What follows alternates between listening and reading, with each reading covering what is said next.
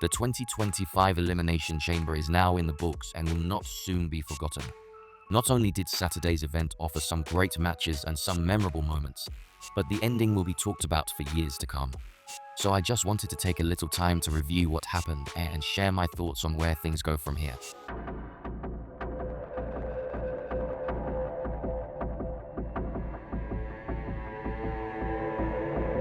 In the last video, I gave my predictions as to what was going to happen Saturday.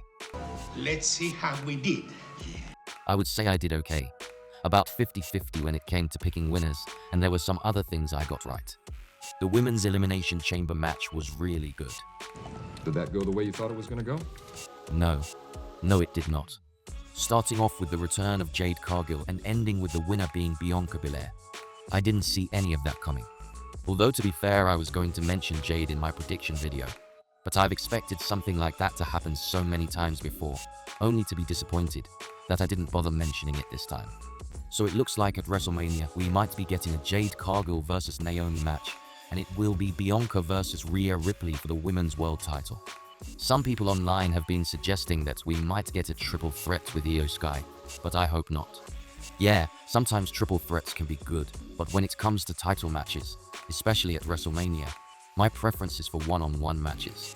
Nearly every big-time historical WrestleMania match that you can think of has been a one-on-one match. The tag match between Tiffany Stratton and Trish Stratus versus Nia Jax and Candice LeRae was pretty much what I thought it would be. Solid match with the hometown girl coming out the winner. With almost 2 months left before WrestleMania, hopefully the interactions between Tiffany and Charlotte Flair don't get overplayed. It would be nice to see Tiffany have another minor feud with someone or a series of matches with different opponents during this time to help build her up further as a believable opponent for Flair. That isn't a knock at Stratton, but as of right now, especially with how Nia Jax has been handling her in recent matches, it just doesn't seem believable that she walks away from WrestleMania with her title. Her and Charlotte seem to be on two different levels right now. What we got from Sami Zayn and Kevin Owens was very much what I expected to get from those two men. Some great storytelling with just enough high spots to keep the crowd invested and justify the unsanctioned label. I was happy to see Randy Orton, although I would be lying if I didn't say I was a little disappointed in what happened upon his return. All that time he was standing outside the ring, staring down Owens. I was just waiting and hoping that instead of getting in the ring, he would make his way over to Zayn and give him an RKO. But it didn't happen. I still feel like Randy siding with Kevin would have been a more interesting way to take the story, but I have no doubt that their match at WrestleMania will be great too. It's unclear what Sami will be doing that weekend.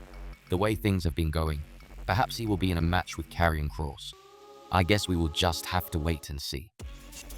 The men's Elimination Chamber had some memorable spots in it, and it is crazy how intertwined the stories of most of those guys have become.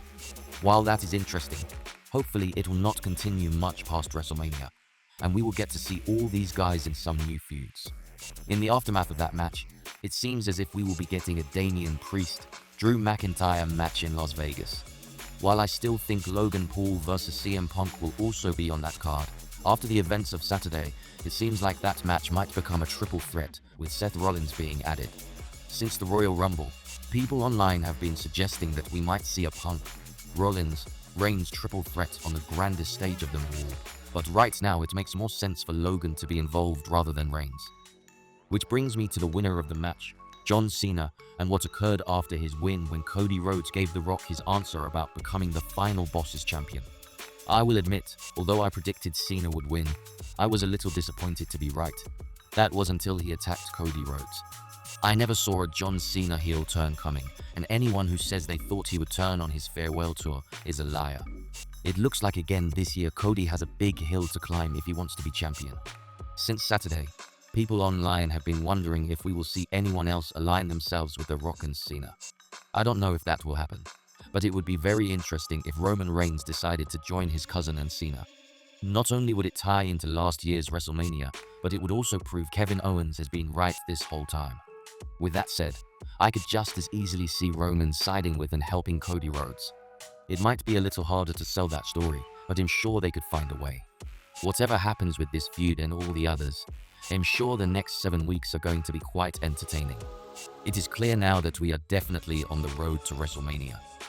So what did you think about the Elimination Chamber PLE? What do you think the aftermath of the event will be? Let me know down in the comments. And if you enjoyed this video, please like, share, and subscribe. Thank you for watching, and I will see you next time.